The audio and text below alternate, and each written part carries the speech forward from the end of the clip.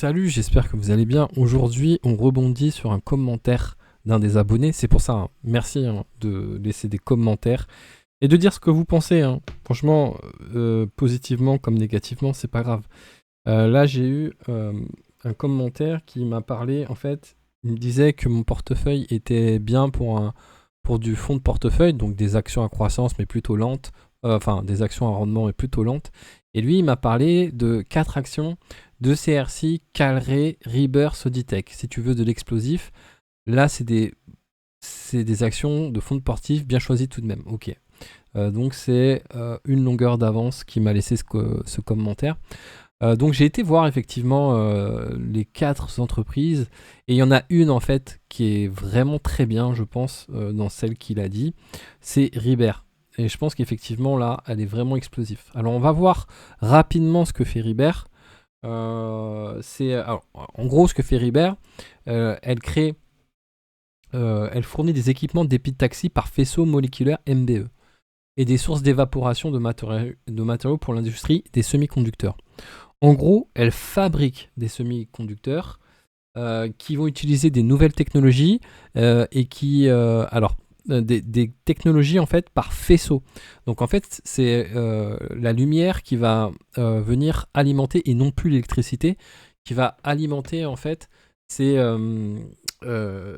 ces semi-conducteurs. Donc c'est pour les nouveaux serveurs et ça va s'appliquer aussi à l'informatique quantique pour avoir une grosse capacité de calcul et c'est aussi utilisé en fait pour l'intelligence artificielle. Donc, c'est une entreprise, on va dire, de niche, bien positionnée, et qui a des résultats, on va dire, quantitatifs qui sont intéressants. On voit que là, elle a augmenté d'un coup autour des 5 euros, 6 euros, elle n'est pas loin des 6 euros, qu'elle a longtemps, entre guillemets, végété autour des 2 euros, mais que là, elle a subi un bond. C'est dû à une commande via des partenaires comme Nvidia, qui lui demande effectivement de produire des puces pour elle.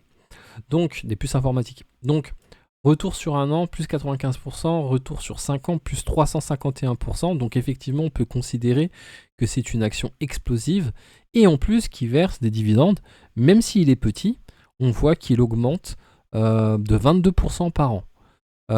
Donc, nous, dans notre stratégie dividende, on se positionne sur une entreprise qui, certes, ne verse pas beaucoup de dividendes, mais qui a un gros potentiel de croissance, regarde son activité, et qui prend soin de ses actionnaires avec 22% par an de dividendes.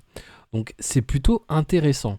On voit en plus que Ribber rachète ses actions de 2024 en 2025. C'est pas le cas de toutes les entreprises françaises. C'est pas la politique de toutes les entreprises françaises. Et le rachat d'actions, c'est bien parce qu'en gros, tous les gens qui sont détenteurs d'actions, en gros, la valeur de leurs actions prennent de la valeur simplement, le fait de racheter ces actions. C'est mieux que de diluer. Le diluer, c'est quand en fait elle produit des actions qui vont se vendre. Donc il y a de plus en plus d'actions en circulation, ce qui fait automatiquement baisser la valeur. Donc on a un chiffre d'affaires.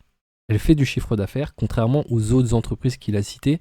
Elle fait un chiffre d'affaires plutôt constant en augmentation là, depuis 2016 à 2024. Et donc, ce qu'on va voir aussi, c'est que non seulement elle fait un chiffre d'affaires, mais elle fait de la marge opérationnelle et elle fait aussi de la marge nette. C'est pas... alors, pour l'instant, ça reste modeste, mais on est quand même là à 10% de marge nette en 2024. Donc c'est pas mal. En gros, il lui reste 10% de ce qu'elle a gagné dans ses poches pour soit investir, soit... d'ailleurs, elle prend bien soin de ses actionnaires puisqu'elle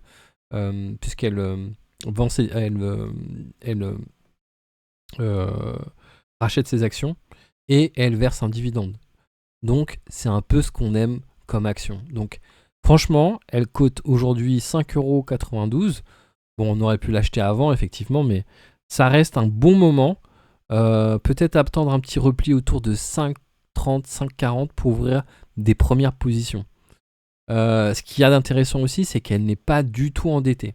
Donc, on a une entreprise qui est sur un secteur très niché, avec un très haut potentiel de croissance au regard des attentes de son activité, avec l'intelligence artificielle et l'informatique quantique, qui verse des dividendes, qui soigne les actionnaires avec des rachats d'actions. Donc là, on est potentiellement sur une très belle action. Donc, à suivre, si vous ne la suivez pas, commencez à la suivre ou peut-être commencez à ouvrir quelques lignes sur cette belle action. Et encore merci à celui qui nous en a parlé dans les commentaires. N'hésitez pas à commenter et à nous donner des bonnes entreprises. Je vous dis à très vite.